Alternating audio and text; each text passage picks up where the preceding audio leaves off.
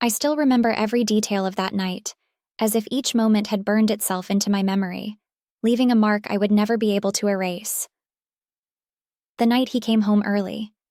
It was supposed to be a simple evening. Just me, a glass of wine, and the soft hum of music playing in the background as I unwound after a long week. I had planned for nothing more than an hour of peace and quiet, maybe watching some mindless TV before slipping into bed and falling asleep alone.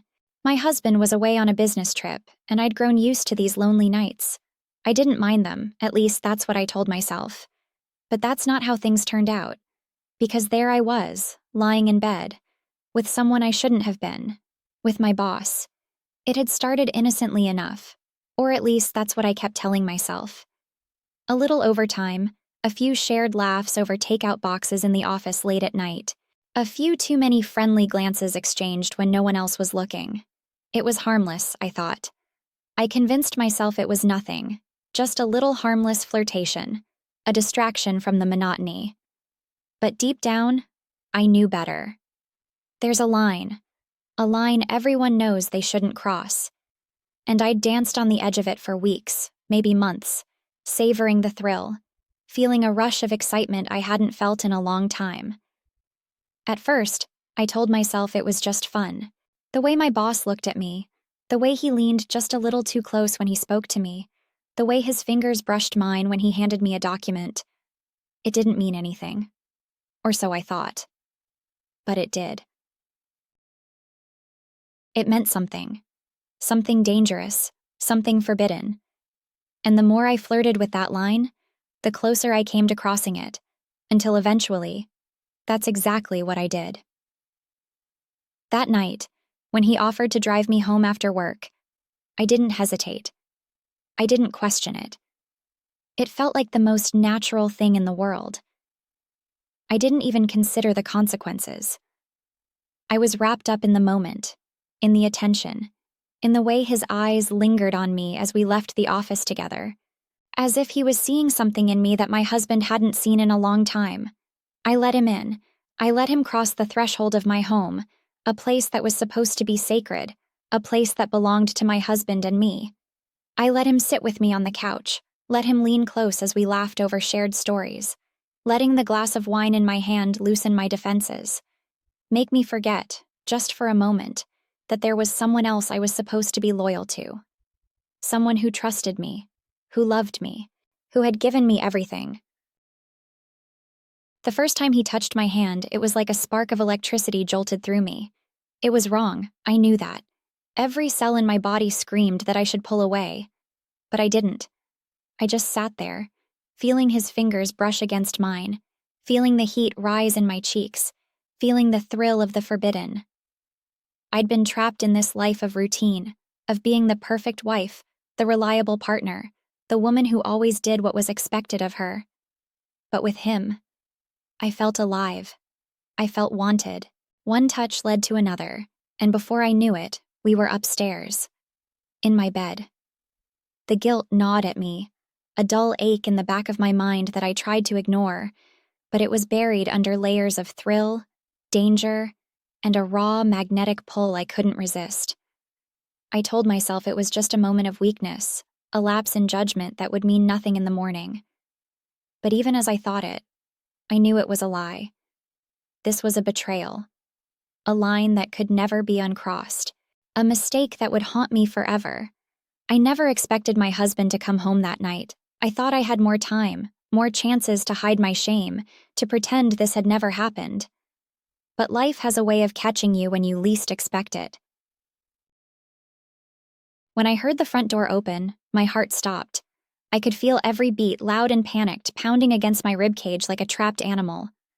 My boss's eyes widened, his face mirroring my shock, and for a second, neither of us moved. We were frozen, caught in the act, both too stunned to react, too paralyzed by the weight of what we'd done. I heard my husband's footsteps in the hallway, each one louder than the last, each one sending a jolt of panic through me. The weight of my actions hit me all at once, crashing over me like a wave, drowning me in shame. I wanted to hide, to turn back time, to erase every choice that had led to this moment, to pretend this was all just a terrible dream. But it was too late. Reality was staring me in the face, cold and unforgiving. The bedroom door creaked open, and there he was. Standing in the doorway, his face a mask of disbelief, of betrayal, of a hurt so deep that I could feel it echoing in my own chest. His eyes locked onto mine, and I saw the exact moment his heart broke. It was like watching someone die, like seeing a part of him crumble into dust right before my eyes. What is this? He managed to choke out, his voice thick with a mixture of confusion and anger. The pain in his eyes was sharper than any blade, slicing through my defenses, leaving me bare and exposed, raw and vulnerable. I couldn't speak. I didn't have the words to explain, to justify. What could I say? That it was a mistake? That I didn't mean for this to happen? That I loved him, even though my actions said the opposite? Each excuse sounded hollow, empty, meaningless. Nothing I could say would take away the hurt I'd caused, the betrayal I'd carved into his heart. I opened my mouth, but no sound came out. My boss, lying beside me, started to speak, his voice calm, controlled, as if he could somehow rationalize this, as if his cold words could fix the shattered pieces of my husband's heart. He was used to having control, to smoothing things over with a few well-placed words, to manipulating people to get what he wanted. But this was different. This was real. "This isn't what it looks like," he began. But my husband cut him off with a bitter laugh, a sound that was raw, wounded, filled with more pain than I'd ever heard before.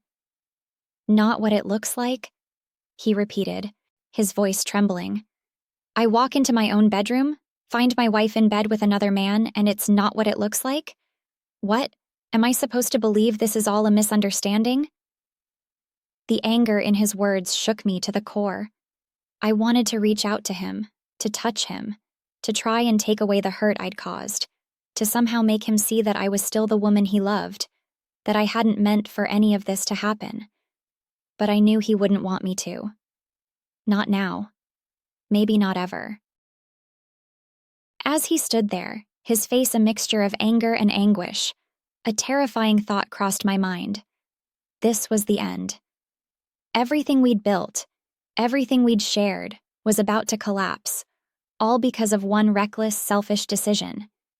And as much as I tried to push that thought away, I couldn't. "Please, let me explain," I finally managed, my voice barely a whisper, trembling with fear and regret. But he didn't respond. He just stared at me, his expression hardening, the warmth in his eyes fading as he took a step back, as if he couldn't bear to be near me, as if I was poison.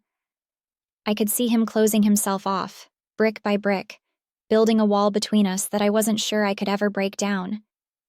And as he turned and walked out of the room, I felt a cold emptiness settle in my chest, a void where his love used to be, a hollowness that I knew I'd never be able to fill. I wanted to go after him, to beg for forgiveness, to make him see that I was still the woman he fell in love with, that this was just a mistake, a moment of weakness.